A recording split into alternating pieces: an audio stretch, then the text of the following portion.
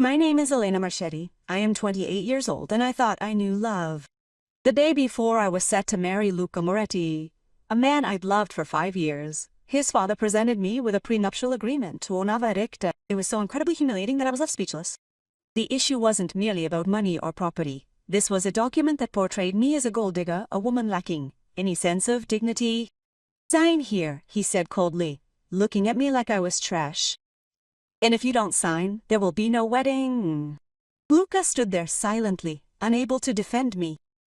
In that moment he understood that the man who was about to become my husband was not the man I thought I would marry. What happened in the following days would change me forever, teaching me that sometimes to save yourself you have to be willing to lose everything. Everything. Subscribe to our channel to never miss incredible stories of revenge, justice, and personal redemption. Elos. Every day we publish new stories of people who have transformed pain into triumph. Turn on the notification bell. The rain was beating against the windows of the Moretti villa, the kind of autumn rain that in Milan seems to wash away all certainties. I, Elena Marchetti, was standing in the main living room of the house that I would be calling my family in just 48 hours. But at that moment, I felt only the icy weight of Vittorio Moretti's gaze. Luca's father. "Sit down," he ordered, indicating a burgundy leather armchair in front of his imposing walnut desk. His voice was that of a man used to giving orders, an entrepreneur who had built an empire in the Milanese fashion industry. I obeyed, my trembling hands hidden under the lap of my light blue dress. Luca was sitting next to me, but his silence was deafening. He stared at the marble floor, his hands clasped together, his jaw clenched. Before the formidable presence, my future husband, the man who had vowed forever love, looked like a boy against a tyrannical figure.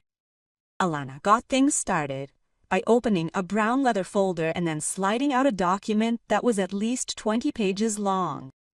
"We are here for a necessary formality before the wedding. Nothing personal, you understand. It is just protection." Protection. The word rang in my ears like a slap. I took the document with hesitant hands and began to read. The first few lines took my breath away. Mrs. Elena Moretti acknowledges that she has no rights to the property, companies, bank accounts, or assets of the Moretti family, including those of her future husband Luca Moretti. Mrs. Marchetti, in the event of a separation or divorce, irrevocably waives all rights to spousal maintenance, alimony, or any division of marital assets. My heart began beating so rapidly that I worried they might hear its frantic rhythm. I continued reading, nausea growing with each paragraph. Mrs. Marchetti pledges not to interfere in the business decisions that the Moretti family makes. Any children born of the marriage will be raised in accordance with the values and traditions of the Moretti family, with final decisions remaining with the father. "What?" I whispered, my voice cracking. "What is this?" Vittorio leaned back in his chair, his fingers intertwined in front of his chest with an air of superiority. "It's a standard prenuptial agreement, Elena. Nothing to be offended by." Standard. My voice rose, indignation overcoming fear. "This document is demanding that I surrender everything. My rights, my voice, and even the future of my children." "Our children, you mean?" Vittorio corrected coldly. "And yes, exactly. You see, Elena, I have to be honest with you. You're not exactly the kind of woman we would have chosen for Luca. You come from a modest family. Your father works in a small auto repair shop in Raw. Your mother is retired. You have no assets, no connections, no value." His words were like blades piercing me.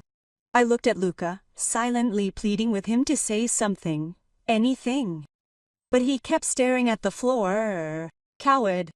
"Dad, maybe he's being a bit harsh," he finally muttered, but without conviction. "True?" Vittorio laughed, the sound devoid of warmth. "It's realistic, Luca. This girl hooked you when you were vulnerable after you graduated, when you were still an idealist, but now we have to protect what 3 generations of Morettis have built. Ada." I stood up so abruptly that the chair almost fell over. "Hooked? Does she think I hooked Luca? Yeah. We first met during college, and we fell in love while we were studying together in the library. I spent 5 years with him, 5 years supporting his every decision, his every dream. And now you want to be rewarded for that support, don't you? Vittorio looked at me like I was trash. Sign the contract, Elena, or there will be no wedding. Simple. The silence that followed was toxic. The rain kept on beating down, and I could hear the sound of my world falling apart. I then turned towards Luca, my eyes holding back the tears. Luca, the voice of something. Defend me, please. When he finally raised his eyes, what I saw in them completely destroyed me. Fear, not love. Fear of his father, fear of losing his inheritance, fear of making the right choice. Elena whispered, maybe we should just sign. It's just a piece of paper. If we really love each other, nothing will change, right? And then she understood that the man I was about to marry had never really been mine. The man belonged to his father, to the Moretti name, and to fear. Just a piece of paper. Rip yourself into submission. This piece of paper says that I'm worthless, that our children won't be ours but his, that if one day you decided to leave me, I would be left with nothing after giving up everything for you. And what would you have done in my place? Would you have signed for love, or would you have gotten up and walked away? Write it in the comments, because what I did changed everything. Vittorio drummed his fingers on the desk impatiently. The drama is pointless, girl. Either you sign or you can go back to your little life on the outskirts of Milan. Without Luca, without the villa in Como that we promised you for your honeymoon, without the future that only we can give you. I looked at the document in my shaking hands. I thought of my mother, Patrizia, who had worked her whole life as a nurse. I thought of my father, Giorgio, who at 60 years old was still getting his hands dirty with oil in his workshop to give me an education. Simple, honest people who had taught me that I did not value dignity.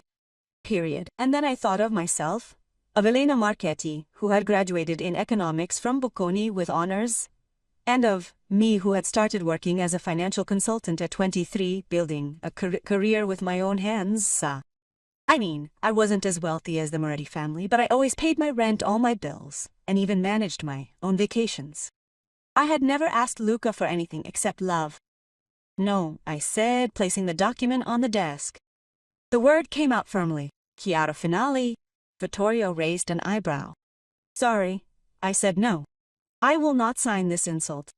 Luca jumped to his feet, panic in his eyes. Elena, wait, can we talk about this?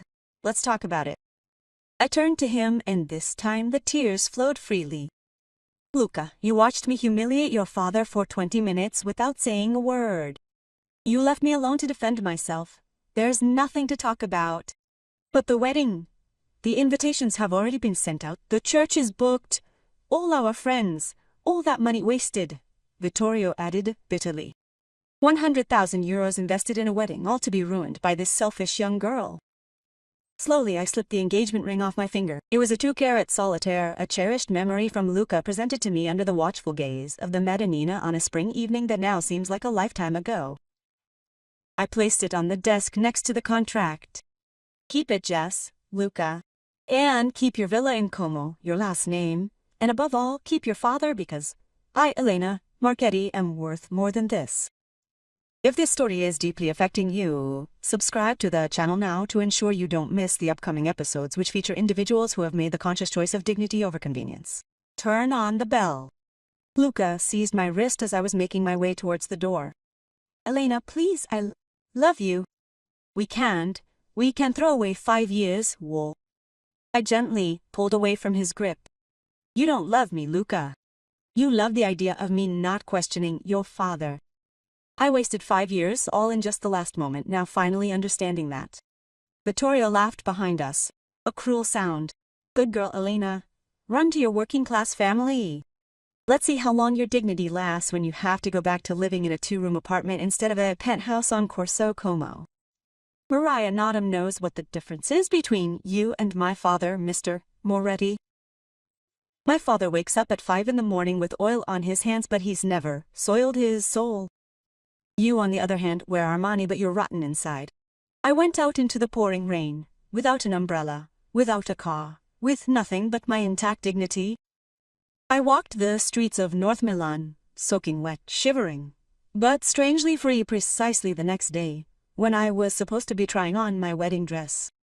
Instead, I was sitting on the couch at my parents' house in Raw. My mother had made me a hot chocolate. My father was on the phone canceling everything. The church, the restaurant, the flowers. "Honey," said Mom, stroking my hair, "are you sure? It's not too late to reconsider." "Mom," I replied, looking her in the eyes, "if I had signed that contract, I would have lost myself. And I would rather lose any marriage than lose who I am." Dad hung up the phone and came to sit next to me. His hands were still calloused from work, but his words were the softest I had ever heard. "Elena, I never had much to give you. No mansions, no money. But I always gave you respect, and I'm proud that you didn't accept less than that, Decanat." 3 weeks later, I received a call from an unknown number. It was Claudia, Luca's younger sister, with whom I had always had a good relationship. "Dad did the same thing with the other 2 girls Luca had introduced before you. Humiliating contracts, tests of loyalty. Only they signed, and then Luca left them after a few months because Dad said they weren't dignified enough. You were the only one who left." "You mean it was a test?" "It wasn't just a test. It was Dad's way of controlling everything. And Luca never had the courage to object. Elena called you 20 times, but I wanted you to know that you did the right thing. He didn't deserve you." After that phone call, I blocked Luca's number and deleted all the gifts he had given me. Not out of anger, but out of liberation. 6 months later, I opened my own financial consulting firm for small and medium-sized businesses. My first client was a mechanical workshop in Sesto San Giovanni, run by a woman who reminded me of my father. Dirty hands, clean heart. A year later, I was sitting in a cafe in Piazza Gay Alendi when I saw Luca with another girl on his arm, beautiful, elegant, and surely already approved by Dad Vittorio. He saw me, turned pale, and I smiled at him, not a smile of triumph, but of peace. Because I, Elena Marchetti, had learned that true love never asks you to sign away your dignity, and that sometimes salvation begins with just one word, right? And have you ever faced the difficult choice between love and your self-respect? Tell us in the comments. And if this touched your heart, subscribe to the channel. Subscribe to the channel for more stories of women and men who have chosen themselves. Because true strength does not lie in staying, but in knowing how to leave at the right time. Sen.